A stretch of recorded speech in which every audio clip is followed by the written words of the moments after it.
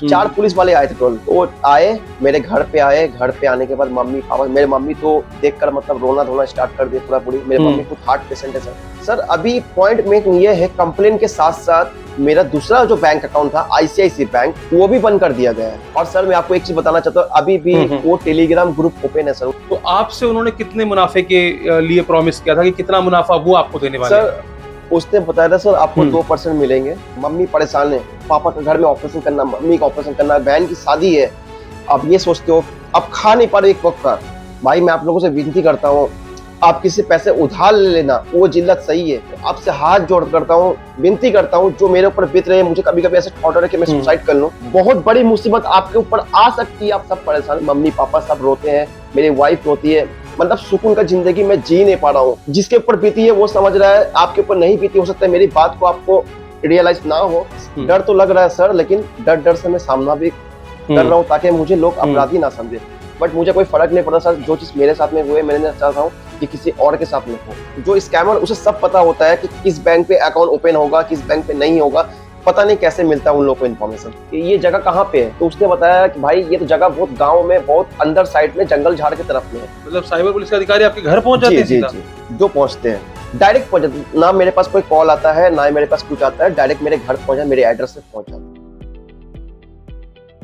Hi friends, welcome back to my channel Ajay talks. तो दोस्तों आपको पता ही होगा कि मैं समय समय पर आपको बताता रहता हूं कि ये स्कैम आया है, वो स्कैम आया है, लेकिन जिन लोगों के साथ स्कैम हुआ है वो कैसा फील करते हैं, कैसे वो साइबर अपराधियों के चंगुल में फंस जाते हैं, ये चीज हम जानेंगे आज के एपिसोड में। आपको पता होगा मैंने कुछ दिनों पहले अनाउंस किया था कि ऐसे लोगों को भी मैं चैनल पर लेकर के आऊंगा जो कहीं ना कहीं इस तरह से साइबर अपराध का शिकार बन जाते हैं। लैक ऑफ अवेयरनेस कह लो या जानकारी की कमी है, कुछ भी इस तरह की कोई भी हो सकता है कि कोई भी कारण हो उसमें फंसने का, तो वो कारण हम उनसे ही जानेंगे कि आखिर क्यों वो इसमें फंसे। इससे क्या होगा कि बाकी लोगों को एक सीख मिलेगी कि उनको इस तरह की चीजों में नहीं फंसना है। तो आज इनसे मिलो के इस एपिसोड में मेरे साथ मौजूद हैं जैकी आलम जी, जो कि कलकत्ता से हैं। तो सबसे पहले तो जैकी जी आपका बहुत बहुत स्वागत है हमारे चैनल पे। जी धन्यवाद सर। जी, तो आज हम सबसे पहले समझेंगे कि इनके साथ क्या हुआ है। तो मैं छोटा सा आपको बता देता हूं कि इनके साथ दरअसल ये मनी म्यूल का शिकार हुए हैं। आपने आरबीआई की गाइडलाइंस देखी होगी या कई सारे विज्ञापन देखे होंगे जिसमें आरबीआई कहता है कि जानकार बनिए और मनी म्यूल न बनिए। अगर आप मनी म्यूल बनेंगे तो आपको बहुत परेशानी होगी। मनी म्यूल का मतलब होता है कि आपका इस्तेमाल किया जाता है, आपके खाते का इस्तेमाल किया जाता है, और उसमें साइबर अपराधी क्या करते हैं, स्कैम करने के बाद जो पैसा विक्टिम्स का होता है वो आपके खाते में लाते हैं, और जब कभी वो विक्टिम कंप्लेंट करता है तो आपका नाम सामने आता है और आपके खाते से वो स्कैमर पैसा किसी और अकाउंट में ट्रांसफर कर देते हैं। तो आपको ना पैसा मिला और साथ में कंप्लेंट भी आपके खिलाफ हो जाती है। तो कुछ इस तरह के अपराध का शिकार हुए हैं जैकी जी। तो आगे की बात हम जैकी जी से जानेंगे। तो सबसे पहला मेरा आपका सवाल यही है कि कैसे और क्यों, किसने, कब, कहां, कैसे आपको अप्रोच किया।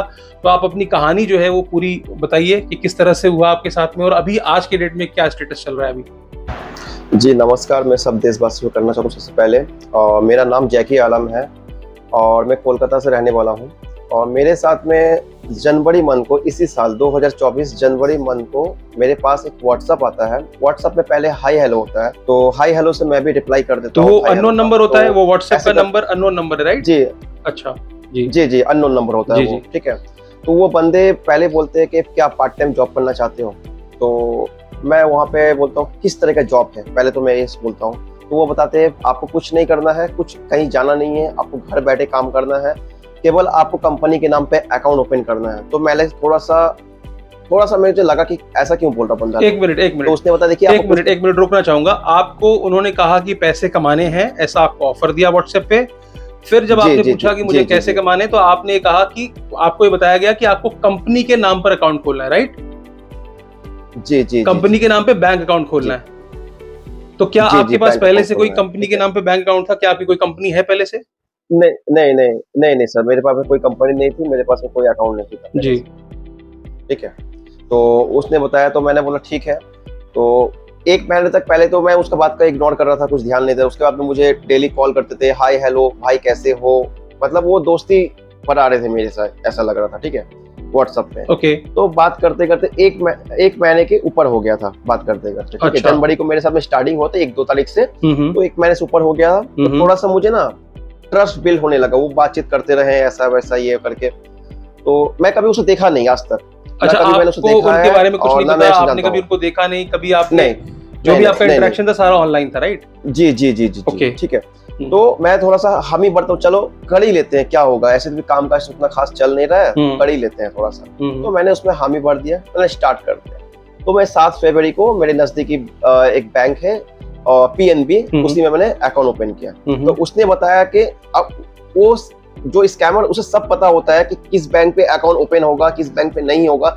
पता नहीं कैसे मिलता है उन लोगों को इन्फॉर्मेशन, सारा इन्फॉर्मेशन उन लोगों के पास होती है कि कौन बैंक आपको अकाउंट खोल के दे सकता है, कौन बैंक आपको अकाउंट नहीं खोल के दे सकता है, ठीक है, ये सारा चीज ये पता है उनको। तो उन्हें बताया आप PNB में चले जाना, आपका अकाउंट बिंदास ओपन हो जाएगा।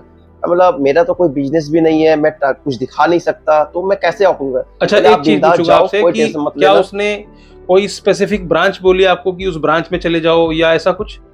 जी जी जी जी जी जी जी जी, अच्छा, ब्रांच बताया था उसने। अच्छा, PNB आपको जाना, PNB में अकाउंट खुलवाना पड़ेगा। नहीं PNB तो बैंक हो गई, लेकिन क्या मैं ऐसा कोई ब्रांच बताया था कि आपके शहर की कोई ब्रांच में जाना है, पर्टिकुलर कोई ब्रांच बताई थी कि वहां जाना है आपको? नहीं नहीं नहीं नहीं, कोई अच्छा, ब्रांच, ऐसा कुछ कोई नहीं, कोई सीधे ब्रांच नहीं PNB में बताया चले था जाइए आप। नहीं नहीं, कोई हाँ हाँ अच्छा, हाँ, सीधे कोई भी PNB में आप चले जाओ, जी, आपका अकाउंट ओपन हो जाएगा, ठीक है। ठीक है। तो मैं गया PNB पे, और सर मैं बचपन से बड़े हुआ सर, मुझे 2 अकाउंट पता होते हैं, एक सेविंग अकाउंट और एक होता है करंट अकाउंट। इसके अलावा मुझे कोई अकाउंट पता नहीं होता कि कौन कौन से अकाउंट हो सकते हैं जी। तो उसी से मुझे पता लगा कि कॉर्पोरेट अकाउंट भी कुछ होता है।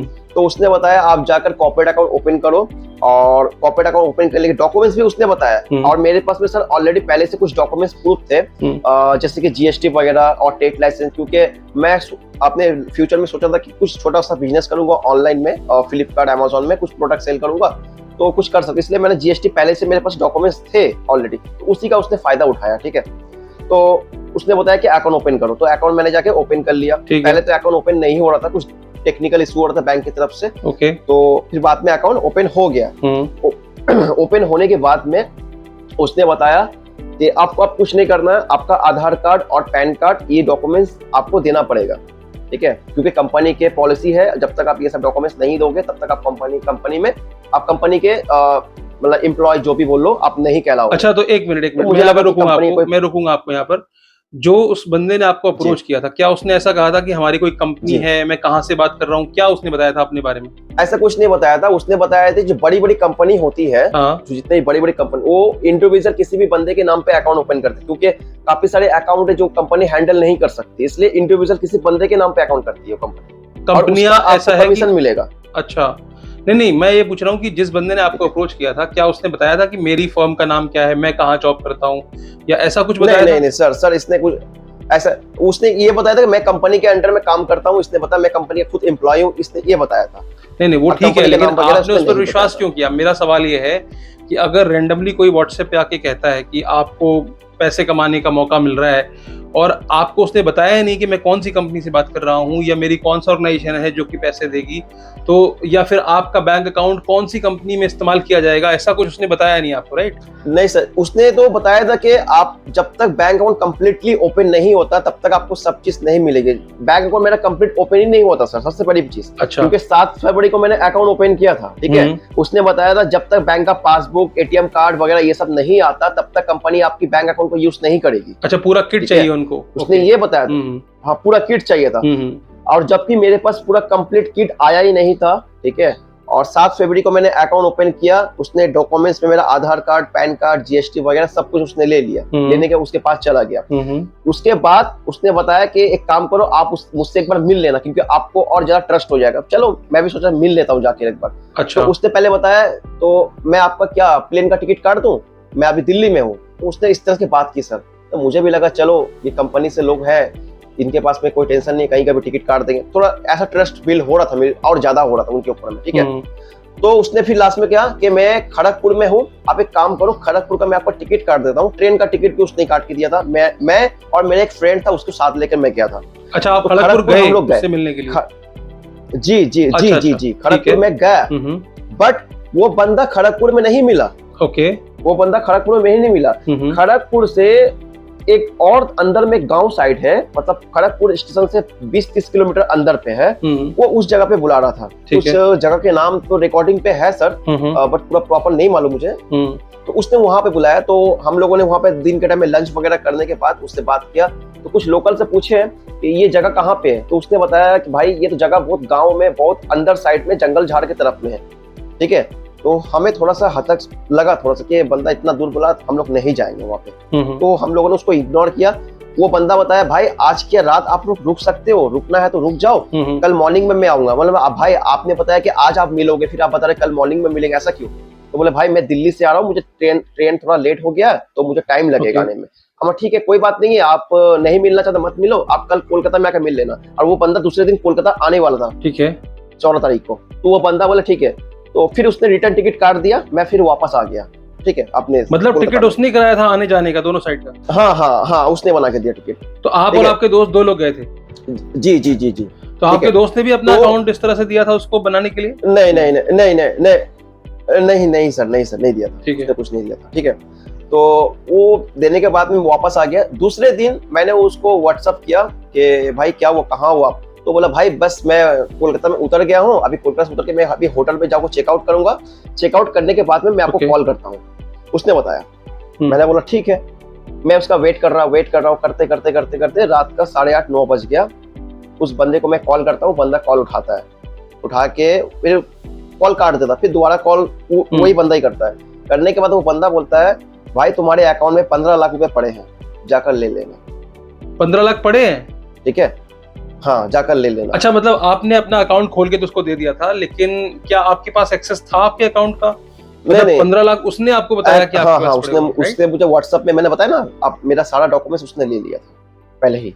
नहीं, आपने सारे डॉक्यूमेंट्स बैंक को दिए, बैंक में अपना अकाउंट खुलवाया, तो कुछ समय लगा होगा उसमें बैंक अकाउंट खुलने में? मतलब समय लगा होगा। समय लगने के बाद में वो अकाउंट फाइनली ओपन हो गया था भाई। उसके बाद आपने सारा डॉक्यूमेंट उस बंदे को भी भेजा? मतलब आपने बैंक को जो दिया था वो तो ठीक है, हाँ सब उसे दिया था, मैंने दिया था, क्योंकि कंपनी में एक रजिस्ट्रेशन होगा। तो इसने ऑलरेडी जो है 13 तारीख को, जिस समय उसने खड़गपुर मुझे बुलाया था 13 तारीख को, ऑलरेडी वो बंदे मेरे बैंक को यूज कर रहा था। नहीं, आप ये कह रहे हो कि जब आप खड़गपुर गए थे तब तक उस बंदे ने आपके बैंक अकाउंट का इस्तेमाल करना शुरू कर दिया था, राइट? हाँ, शुरू कर दिया। आपका उसमें नंबर नहीं था बैंक में, आपको पता नहीं चला कि आपके नाम पर इतनी सारी ट्रांजैक्शंस हो रही हैं? नहीं 15 लाख रुपए आए? नहीं, मैं वो मोबाइल नंबर तो उस बंदे का था ना, मोबाइल नंबर तो उसी ने कहा था डालने के लिए, यही तो पैसे पर दिक्कत हो गई सर। अच्छा, तो आपने जो बैंक अकाउंट खोला उसमें मोबाइल नंबर किसी और का? हाँ, उसी का मोबाइल नंबर। उसने बताया कि मोबाइल नंबर आपको ये वाला डालना। और डॉक्यूमेंट सारे आपके लगे थे? डॉक्यूमेंट्स मेरे ही लगे थे सर। मतलब सारे ट्रांजैक्शन राइट्स एक तरह से उसके पास थे, तो और आपके पास कोई जानकारी नहीं थी कि आपके बैंक अकाउंट का किस तरह से इस्तेमाल किया जा रहा है? हाँ, जी। वो बोल रहा था भाई अगर आपका मोबाइल नंबर यूज करेंगे तो हो सकता है कंपनी के साथ में आपने कुछ गलत कर लिया, तो उसको ऐसा लग रहा था, ऐसा मुझे उसने बताया था। ठीक है, इसलिए नंबर जो है कंपनी का देना पड़ेगा, तो उसने नंबर अपना लगाया। ठीक है, वो नंबर लगाने के बाद में जब उसने मुझे कॉल करके बताया सर जब 15 लाख आपके अकाउंट में पड़े हैं सर, अच्छा। तो मैं थोड़ा शॉक हो गया। मैं अपने दोस्त को फोन लगाया कि ये बंदे ने अकाउंट ओपन करवाया, इसमें बताया काम करेंगे, उसके बाद बोल रहा है कि 15 लाख रुपए अकाउंट में पड़े हैं। समझ नहीं। तो मेरे दोस्त ने बताया कि वो छोड़ो, बेकार बात, मजाक करता हो या कुछ ऐसा कुछ होगा। तो मैंने उसको ध्यान नहीं दिया। तो मुझे थोड़ा डर सा लग रहा था अंदर से कि कुछ तो गड़बड़ है। तो मैंने क्या किया, अपने हेल्पलाइन नंबर पीएनबी पे मैंने कॉल किया। पीएनबी पे कॉल करने के बाद में तो मेरा खुद का रजिस्टर नंबर तो था ही नहीं पीएनबी पे, तो मुझे डिटेल्स बताएंगे नहीं। तो मैंने उनको बताया अपना डिटेल सब कुछ कि मेरा नाम जैकी आला, मैंने अपना डेट ऑफ बर्थ उनको बताया। तो उन्होंने बताया ठीक है, हाँ आपके अकाउंट पे ट्रांजैक्शन तो हुए, काफी सारे ट्रांजैक्शन हुए। सर देखिए, मेरे अकाउंट पे जो भी ट्रांजैक्शन हुए हैं, जो भी हो रहे हैं, ये मेरा कोई लेना देना नहीं है इसमें से। तो उन्होंने क्या किया, शायद बंद नहीं। तो आपने बैंक विजिट क्यों नहीं किया? सर रात के अपनी आईडी कार्ड लेके जाते समय पे मुझे कॉल आया था ना, ब्रांच में दूसरे दिन गया था 15 तारीख को। अच्छा। वो रात के समय तो बैंक तो बंद रहेगा सर, मैं जा नहीं सकता। 15 तारीख को मैं बैंक भी गया था। 15 तारीख को जब मैं बैंक गया तो बैंक मैनेजर देखते ही मुझे पहचान गए कि अच्छा तुम आए, तुम्हारे नाम पे तो काफी जगह से कंप्लेन आए हुए हैं। ठीक है, उनमें से उन्होंने गुजरात का नाम लिया। मतलब यदि कंप्लेंट भी आ गई? जी सर 13 तारीख को और 14 तारीख को। आपने 13 को अकाउंट दिया था ना? जी नहीं, और 15 तारीख को आप देख रहे हो अकाउंट में पैसे भी आ गए और कंप्लेंट भी आ गई। अकाउंट जो ओपन हो गया था 7 तारीख को, 7 फरवरी। अच्छा 7। हाँ, वो कंप्लीटली ओपन हो चुका था उस समय। ठीक है, और उसमें मैंने मेरा खुद का पैसा केवल 200 रुपए मैंने उसमें डिपॉजिट किया था अकाउंट एक्टिवेशन करने के लिए, केवल 200 रुपए। ठीक है, उसके अलावा मेरा 1 रुपए भी मेरे उस अकाउंट में नहीं है। ठीक है, तो वो होने के बाद बैंक में जब पहुंचा तो बैंक वाले वो तुम्हारे नाम पे अलग अलग जगह से कंप्लेन आए हुए हैं, और 13 तारीख को ट्रांजेक्शन हुए और 14 तारीख को ट्रांजेक्शन हुए, सबसे ज्यादा 2 दिन में। ठीक है, ट्रांजेक्शन हुए।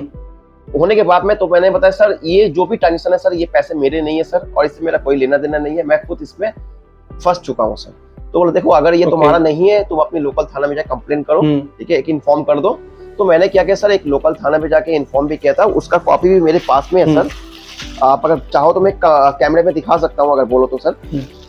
आपसे मैं बाद में ले लूंगा और स्क्रीनशॉट लगा दूं। जी ठीक है, अच्छा ठीक है, मैंने दिखाता हूँ। तो मैंने अब लोकल थाने पे मैंने कंप्लेन भी किया सर, उनको बताया कि देखिए इसमें जो भी ट्रांजेक्शन हुए ये ट्रांजेक्शन मेरा नहीं है और इसमें जो भी पैसे ये मेरा नहीं है, ठीक है। ओके। तो इन्फॉर्मेशन देने के बाद में मैं बेफिक्र हो जाता हूँ सर, मैं अपने काम धंधे पे लग जाता हूँ, अपने जैसे लाइफ जी रहा हूँ, लाइफ बिंदास जी रहा हूँ, ठीक है। उसके बाद उसी मंथ को 24 फरवरी को मेरे पास में एक 41 का नोटिस आता है बैंगलोर की तरफ से सर। ठीक है, 41 का, हाँ ठीक है। हाँ जी, क्योंकि मेल आईडी मेरा था सर, मेल आईडी मैंने अपना दिया। अच्छा, मेल आईडी आपने अपना दिया? हाँ, मेल आईडी पे कोई भी इन्फॉर्मेशन बैंक की तरफ से नहीं आ रहा था, ठीक है, ट्रांजेक्शन का कंप्लेंट।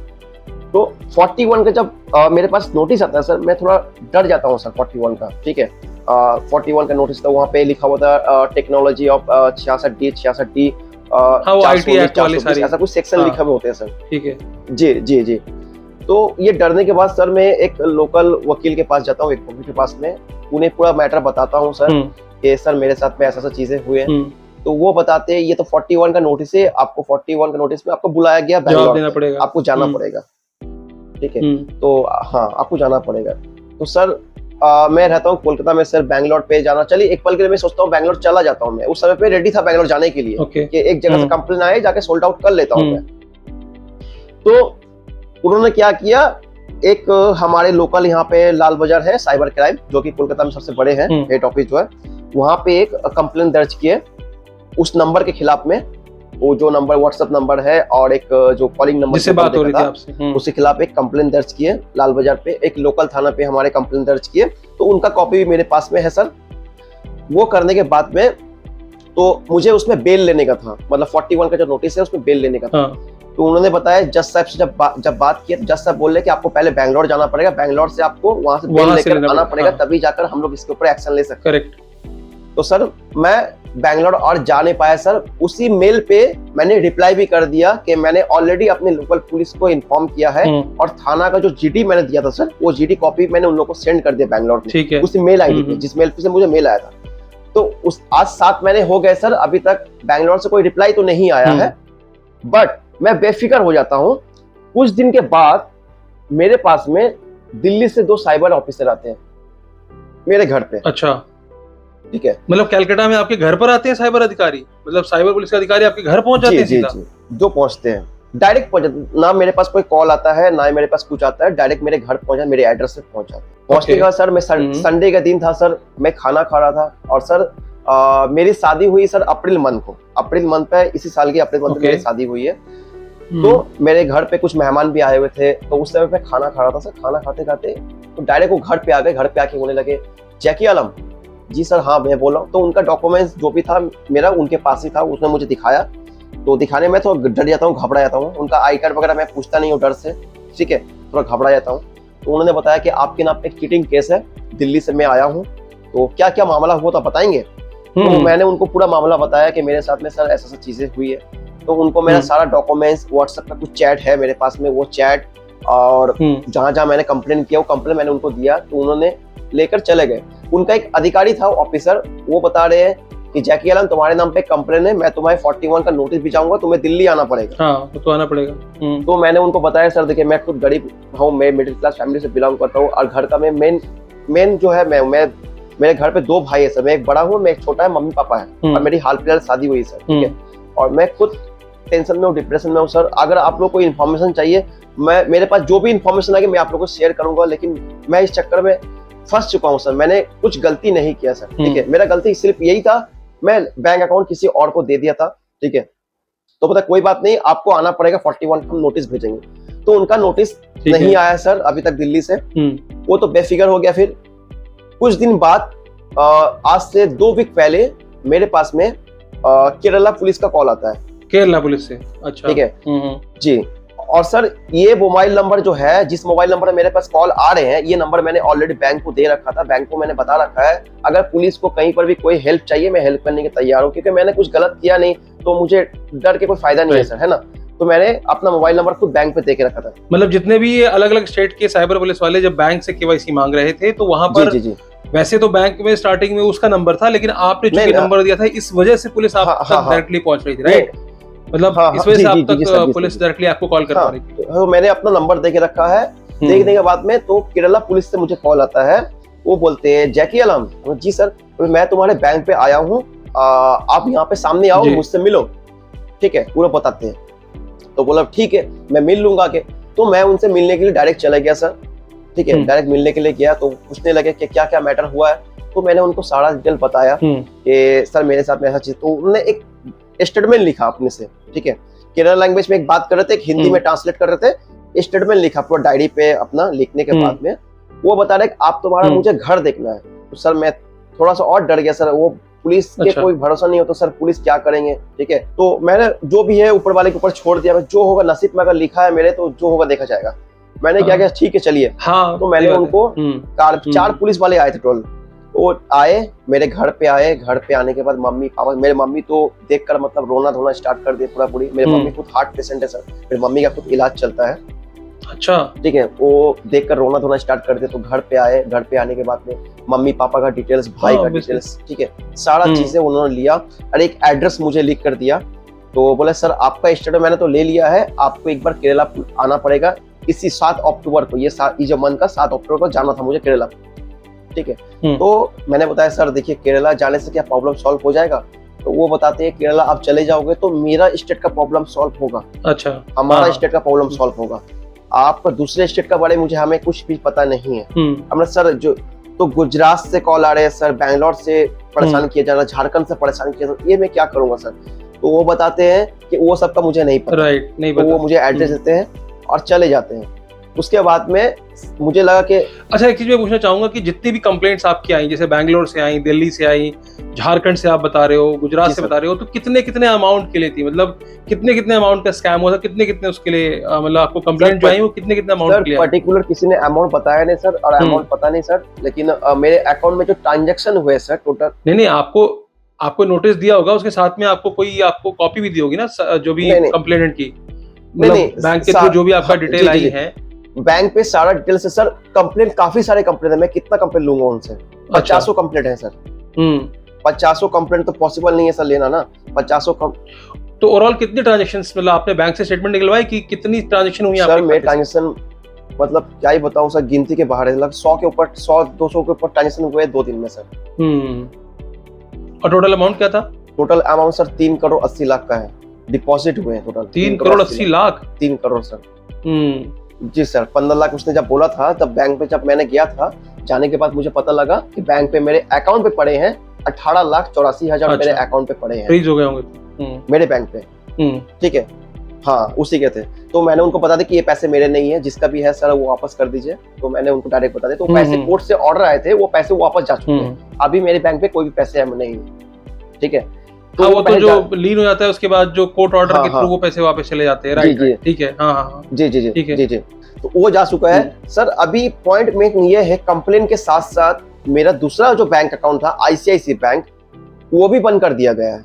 मतलब मेरे नाम पे जो भी बैंक अकाउंट है, जो भी पैसे मेरे नाम के पड़े हुए हैं सर, वो भी बंद किया जा रहा है। मतलब इस बैंक अकाउंट से आपने कोई किसी तरह की ट्रांजैक्शन की थी या उन्होंने आपको कुछ कमीशन दिया था ICICI? नहीं सर, मेरे पास में बैंक का कोई डिटेल्स ही नहीं रहा, मेरे पास कोई एक्सेस ही नहीं है, तो मैं ट्रांजैक्शन कैसे करूंगा? हाँ, वो बात सही है। आपके पास तो एक्सेस ही नहीं था उसका।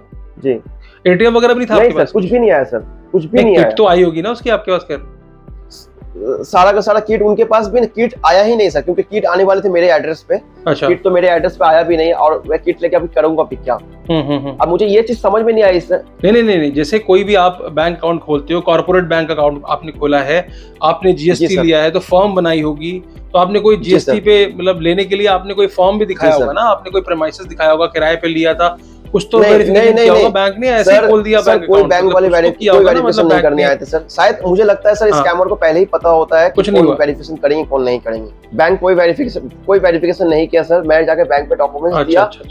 जी। तो कहीं ना कहीं ये भी कह सकते हैं हम कि इसमें बैंक की भी डीलर डाली थी, कि अगर बैंक सही ढंग से अगर प्रॉपर वेरिफिकेशन करती तो शायद आपका अकाउंट ही नहीं बनता। जी। अच्छा, वो बंदा आपसे कब तक संपर्क में रहा जब ये सब चीजें गुजर रही थी आपके साथ में? उस समय क्या वो आपके साथ टच में था? कब तक वो आपसे बातचीत मतलब कर रहा था? सर वो उसी दिन 14 फरवरी तक ही मेरे साथ संपर्क में था, उसके बाद में वो बंदा जो है ये हो गया, ठीक है। उसके बाद सर उसका मोबाइल नंबर काफी दिनों तक एक्टिवेट था सर, ठीक है। मैं अपने साइबर पे भी गया था, साइबर पे जाके मैंने बताया भी उन लोगों को कि सर देखिए ये मोबाइल नंबर एक्टिवेट है। सर कहीं ना कहीं हमारी पुलिस भी नाकाम है सर, ये बोल सकते हैं हमारे देश की, क्योंकि अगर तो मेरा अगला सवाल यही था कि जो भी आपकी लोकल पुलिस स्टेशन है जहां पर भी आपने कंप्लेंट दर्ज की थी, उनकी तरफ से क्या कार्रवाई हुई है? मतलब क्या उन्होंने इसको पकड़ा या कोई कोशिश ऐसी हुई, कोई जानकारी है इसकी? सर कुछ भी नहीं है सर, बस मेरा जो है मैंने कंप्लेन दर्ज किया, वो कंप्लेन बन के रह गया सर। अभी तक कोई उसके खिलाफ कोई एक्शन या कुछ भी लिया नहीं गया सर, ठीक है। और सर मैं आपको एक चीज बताना चाहता हूँ, अभी भी वो टेलीग्राम ग्रुप ओपन है सर। उस बंदे ने मुझे टेलीग्राम पे ज्वाइन कराया था, उस ग्रुप का नाम है इंडिया रिसोर्सेस नाम का टेलीग्राम ग्रुप है सर। अभी भी टेलीग्राम ओपन है और अभी भी उस टेलीग्राम पे लोगों से अकाउंट मांगा जाता है और मासूम लोगों को फंसाया जाता है सर। अभी भी उस टेलीग्राम ओपन है सर और अभी भी चल रहा है सर वो टेलीग्राम। नहीं तो उस बंदे ने आपको टेलीग्राम पे क्यों ज्वाइन कराया था? मतलब टेलीग्राम पे क्या होने वाला? उसने जस्ट ज्वाइन कराया टेलीग्राम पे, उसने बताया देखो और भी लोग जो यहाँ पे काम करते हैं, तो ऑलरेडी जब मैंने उसे देखा तो वहाँ पे देखा तो और भी लोग काम कर रहे हैं, कन्विंस करने के लिए कि और भी लोग कन्विंस करने के लिए। हाँ जी जी जी, और भी, जबकि पहले से अकाउंट तो ऑलरेडी ओपन हो चुका है सर, सब कुछ चल जा चुका है। उसके बाद मुझे टेलीग्राम दे रहे, तो वहाँ पे देख रहा हूँ सर काफी सारे लोग अलग अलग चीजें के मांग करे। कोई सिम वहाँ पे बेच रहा है, मतलब कि किसी को सिम चाहिए तो मुझे कांटेक्ट कीजिए, किसी को अकाउंट चाहिए तो मुझे कांटेक्ट कीजिए। मतलब ये चीजें उस ग्रुप पे चल रहा है सर, मतलब एक तरह से उस ग्रुप में इलीगल काम चल रहा है। तो इसी बात से मैं आपको और दर्शकों को एक बात बताता हूँ कि टेलीग्राम जो है वहां पर इस तरह के बहुत सारे प्राइवेट या बहुत सारे ओपन ग्रुप्स हैं जहां पर आसानी से इस तरह से बैंक अकाउंट रेंट पर उपलब्ध होते हैं। आपको सिर्फ इतना सर्च करना है कि बैंक अकाउंट ऑन रेंट या corporate bank account on rent, और वहां पे आपको तमाम सारे ग्रुप मिल जाएंगे जहां पर तमाम सारे इस तरह के लोग मौजूद हैं। कई तो लोग हैं जो कि चाइनीज लैंग्वेज में उनके अकाउंट होते हैं और वो बाकायदा डिमांड करते हैं कि हमको ये कॉर्पोरेट, क्योंकि कॉर्पोरेट बैंक अकाउंट की क्या होती है कि बैंक की ट्रांजेक्शन लिमिट ज्यादा होती है। अगर आप सेविंग बैंक अकाउंट खुलवाओगे, एक दिन में 1 करोड़ रुपए आ जाएंगे, जैसा इस केस में 2 दिन में 3 करोड़ रुपए आ गए, तो 3 करोड़ रुपए एकदम से डायरेक्ट सेविंग बैंक अकाउंट में आ जाएंगे तो हल्ला हो जाएगा। लेकिन कॉर्पोरेट बैंक अकाउंट होता है उसमें फिर वो हल्ला नहीं होता, क्योंकि कोई कॉर्पोरेट अकाउंट खोला इसलिए जाता है क्योंकि उसमें लिमिट ज्यादा होती है। अगर ये बैंक खुद भी चाहे ना तो उस पर लगाम लगा सकती हैं, वो खुद जा करके सर्च करके, और अगर कोई बेच रहा है तो उसको बाकायदा रेकी करके उसके जो भी बैंक अकाउंट उन्होंने बेचा है उसको वो डीएक्टिवेट करें। सुओ मोटो ये काम करना पड़ेगा। अगर बैंक चाहे तो कर सकते हैं या संस्थाएं भी चाहे तो कर सकती हैं। अच्छा, कई कई जगह पर तो ऐसा भी होता है कि वो आपसे कहते हैं कि ओटीपी वर्क करने वाला बंदा चाहिए। यानी कि क्या होता है, जैसे आपके केस में तो क्या हुआ, उन्होंने अपना नंबर ही डलवा लिया, तो जो भी ओटीपी आ रही थी, जो भी ऑनलाइन ट्रांजेक्शन होनी थी वो खुद कर रहे थे। लेकिन कई केसेस में ऐसा होता है जहां पर वो लोगों से कहते हैं कि भाई आपका बैंक अकाउंट का लॉगिन हमको दे दीजिए, लेकिन जहां भी पैसा हमको ट्रांसफर करना है वो करते वक्त जो ओटीपी आएगी वो आपके अपने नंबर पे आएगी, आपको नंबर चेंज कराने की जरूरत नहीं है, हमको सिर्फ ओटीपी दे देना। तो मतलब वो बैंक अकाउंट रेंट पर लेते हैं, लॉगिन आईडी पासवर्ड उनको देना होता है आपको अपना जो भी बैंक अकाउंट होता है, और वो विक्टिम से पैसा उसमें मंगवाते हैं। मंगवाने के बाद जब उनको पे करना होता है तो जो ओटीपी चाहिए वो आपसे लेते हैं, तो उसको बोलते हैं ओटीपी वर्क। तो ओटीपी वर्क का कमीशन स्ट्रक्चर अलग होता है। और अगर आपने बैंक अकाउंट में अपना नंबर ही चेंज करा दिया जैसा कि जैकी ने कराया, तो उस केस में क्या होता है, कमीशन अलग दिया जाता है, इनफैक्ट ज्यादा दिया जाता है, क्योंकि वहां तो आपने क्या है कि पूरा का पूरा अकाउंट ही उनको सौंप दिया, पूरा का पूरा अकाउंट ही उनको हैंड ओवर कर दिया, राइट। तो आपसे उन्होंने कितने मुनाफे के लिए प्रॉमिस किया था कि कितना मुनाफा वो आपको देने वाले? सर उसने बताया था सर आपको 2% मिलेंगे, ठीक है, पर मतलब लाख में, हाँ 2% मिलेंगे, ठीक है। और मैं, तो ये पूरा महीने की बात हुई थी? नहीं, पूरा महीना नहीं, जो भी ट्रांजेक्शन हुए तो उसका 2% आपको मिलेंगे। अच्छा, हर ट्रांजेक्शन पे था ऐसा? डेली पे ना, हाँ 15 दिनों पे, 20 दिनों पे आपको मिलेंगे। तो उन्होंने कोई पैसा ट्रांसफर किया आपको इसके मुनाफे का? मतलब अब तक जो भी पैसा आपके खाते में आया था? नहीं सर, मैंने 1 रुपए भी तक उसने दे दिया सर। 1 रुपए तक मुझे मिला ही नहीं सर, मुझे कुछ भी 1 रुपए तक नहीं मिला सर। तो अभी क्या कहना चाहेंगे आप दर्शकों से, क्या कहना चाहेंगे? जो भी आपका ये एक्सपीरियंस रहा है पिछले 9 महीनों से, मेरे हिसाब से तो बहुत ज्यादा भयावह रहा है। अलग अलग स्टेट्स की पुलिस, चाहे वो केरला की हो, कर्नाटक की हो, गुजरात की हो, झारखंड की हो, जिनको कि आप फेस कर रहे हैं, काफी हद तक आपके घर वाले भी बिल्कुल असहज महसूस कर रहे होंगे। आस पड़ोस में भी बातें हो रही होंगी, दोस्त यारों में भी ये बातें हो रही होंगी कि भाई ये क्या मामला चल रहा है पुलिस का। तो इससे आप जनता को क्या बताना चाहेंगे? आपका जो ये एक्सपीरियंस है, इससे आप ऑडियंस को क्या बताना चाहेंगे? सर मैं तो 9 महीने से अभी भी झेल रहा हूँ सर, और अभी भी पता नहीं अभी भी कब तक मैं इस केस में रहूंगा, ये मुझे पता नहीं। मैं दर्शकों से ये चीज कहना चाहूंगा, आपके घर में हो सकता है कि बहुत ज्यादा दिक्कत है, आपके घर में मम्मी परेशान है, पापा का घर में ऑपरेशन करना, मम्मी का ऑपरेशन करना, बहन की शादी है, आप ये सोचते हो अब खा नहीं पा रहे एक वक्त का। भाई मैं आप लोगों से विनती करता हूँ, आप किसी पैसे उधार ले लेना, वो जिल्लत सही है, वो जिल्लत सही है।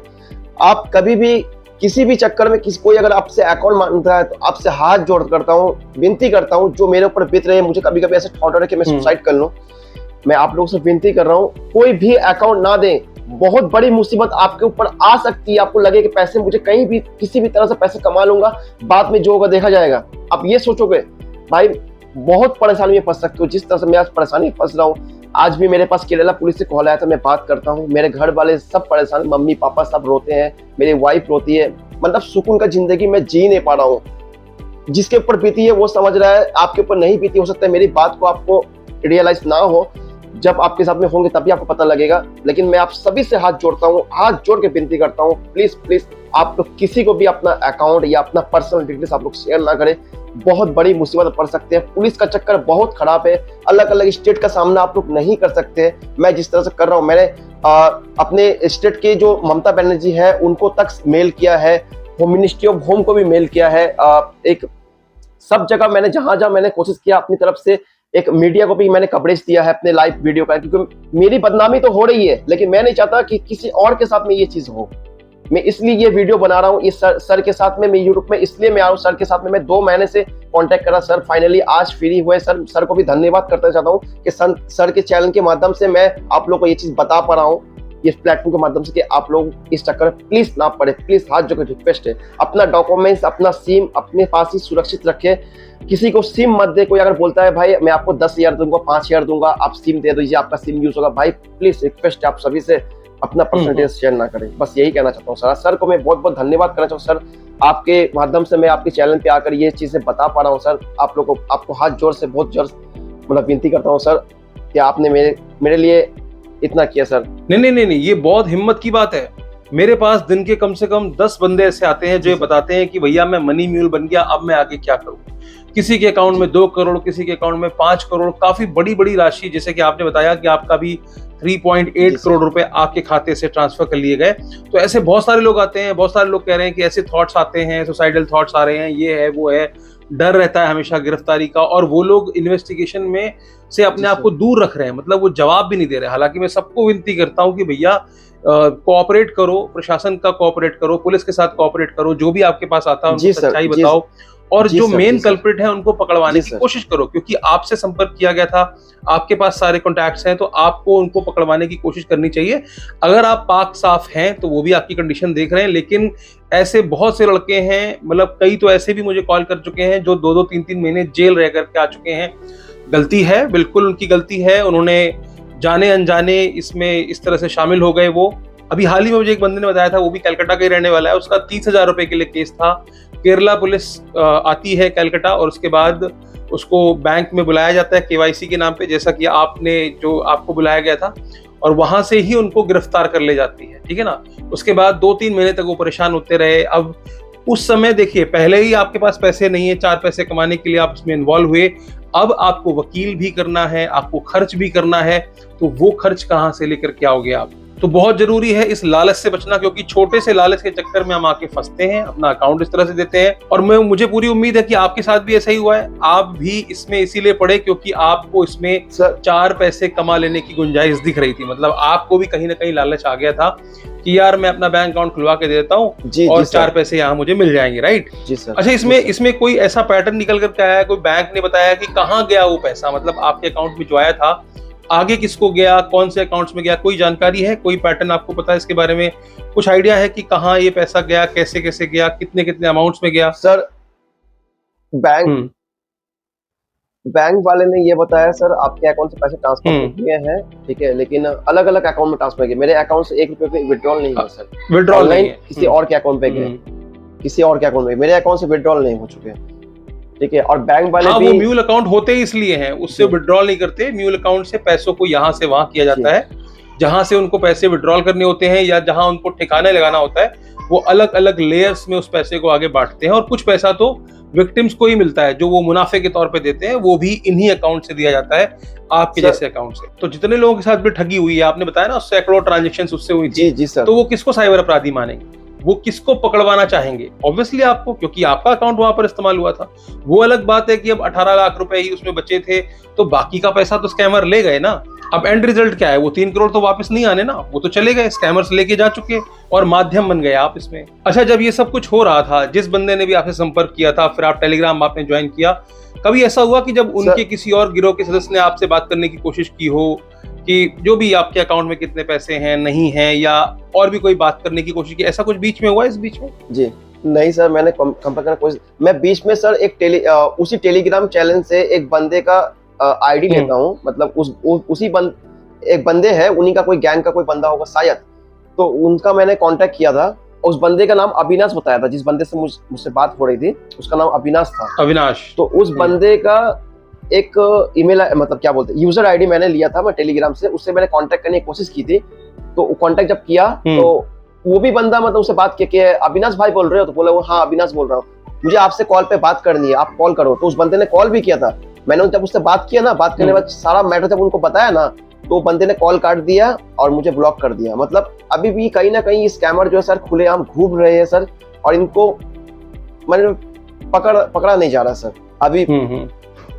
नहीं, वो तो है ही। आपने नंबर दिया है, आपने रिपोर्ट किया है पुलिस थाने में, आपने जाके वो नंबर दिया है। और आपको बता दूं कि अभी बहुत ज्यादा बड़े लेवल पे इस तरह के नंबर्स को जो कि रिपोर्ट किए जाते हैं, और साथ में उन हैंडसेट्स को भी ब्लॉक किया जा रहा है जिनकी इस तरह से रिपोर्टिंग की जा रही। तो ऐसा नहीं है कि उनके खिलाफ कोई कार्रवाई नहीं हो रही होगी, वो अलग बात है कि आप तक इन्फॉर्मेशन नहीं पहुंची होगी। तो उम्मीद कर रहा हूं कि पुलिस वहां पे कुछ ना कुछ कार्रवाई कर रही होगी और उसको भी पकड़ने की कोशिश की जा रही होगी, क्योंकि जब पुलिस आपके पास आई, आपका सब कुछ देखा, तो कहीं ना कहीं उनके मन में भी होगा कि भाई आप मेन कल्प्रिट नहीं हो।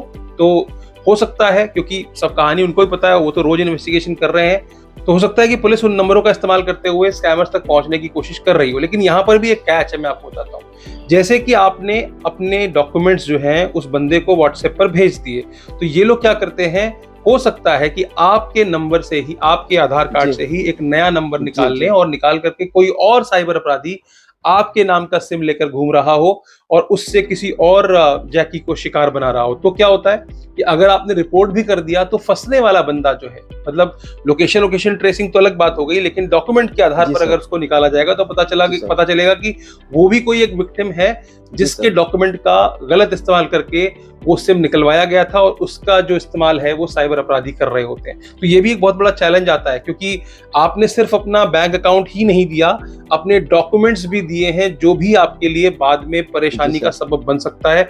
हो सकता है कि आपको फिर से कोई पुलिस वाला आकर कहे कि यार तेरे नाम का ये सिम कार्ड चल रहा है, तूने निकलवा करके अपराधियों को दिया है, बेचा है, ऐसा भी वो कह सकते हैं आगे आकर।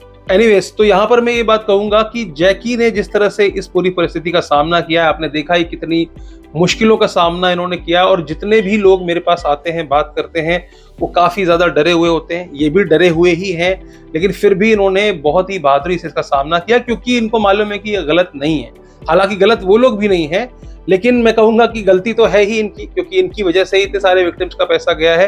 लेकिन अच्छी बात यह है कि ये कोऑपरेट कर रहे हैं, पुलिस के पास बराबर रिप्लाई कर रहे हैं। शायद यही वजह है कि इनको अब तक गिरफ्तार नहीं किया गया है। अगर उनको ये पता चलता, पुलिस वालों को पता चलता कि भाई यही बंदा है जो कैश विड्रॉल कर रहा है, यही बंदा है जो आगे क्रिप्टो में कन्वर्ट करके आगे भेज रहा है, तो अब तक इनकी भी गिरफ्तारी हो चुकी होती। समझ रहे हो आप बात को?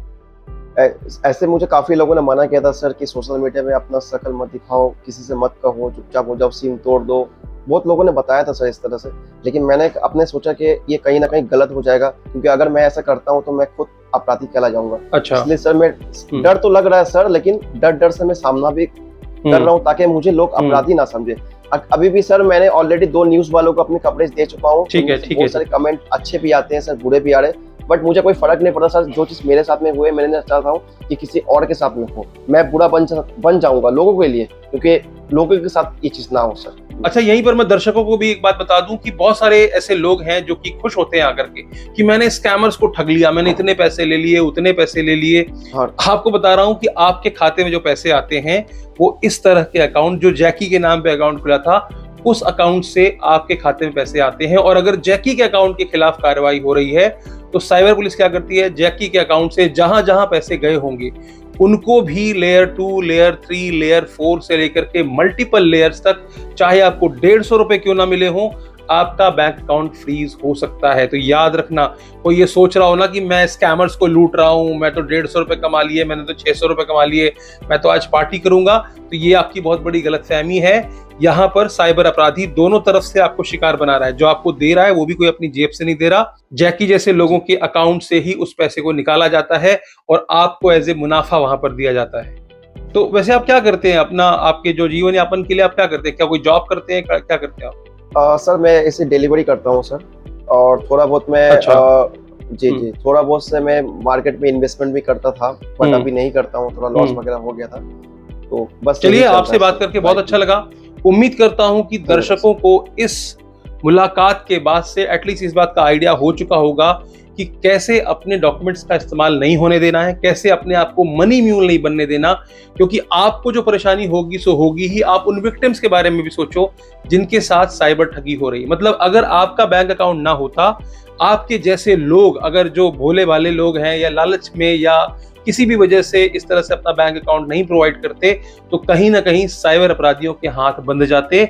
यही आप ही लोग उसके हाथ मजबूत कर रहे हो। आप ही लोगों की वजह से साइबर अपराधियों के हौसले इतने बुलंद हैं, क्योंकि उनको बहुत आसानी से इस तरह के अकाउंट प्रोवाइडर्स मिल जाते हैं। कहीं वो गरीब लोगों को 5,000 10,000 रुपए दे करके उनके डॉक्यूमेंट से वो अकाउंट खुलवाते हैं, और तमाम एजेंट्स मार्केट में घूम रहे हैं जो कि टेलीग्राम के उन ग्रुप्स में इस तरह के बैंक अकाउंट्स को, इनसे लिए हुए बैंक अकाउंट्स को लाखों रुपए में बेचते हैं। और कई केस तो ऐसे भी आए हैं जहां बैंकर्स भी इन्वॉल्व हैं, वो भी प्रॉपर किसी भी तरीके से दूसरों के डॉक्यूमेंट्स के आधार को लेकर के फर्जी बैंक अकाउंट खुलवाते हैं और लाखों रुपए में वो बैंक अकाउंट बेचे जाते हैं। और लाखों में क्यों? क्योंकि आपने देखा ही 2 दिन के अंदर 3.8 करोड़ रुपए जैकी के अकाउंट में पार्क कर दिए गए। वो पूरा का पूरा ठगी का पैसा था, कोई ऐसी मेहनत का पैसा तो था ही नहीं।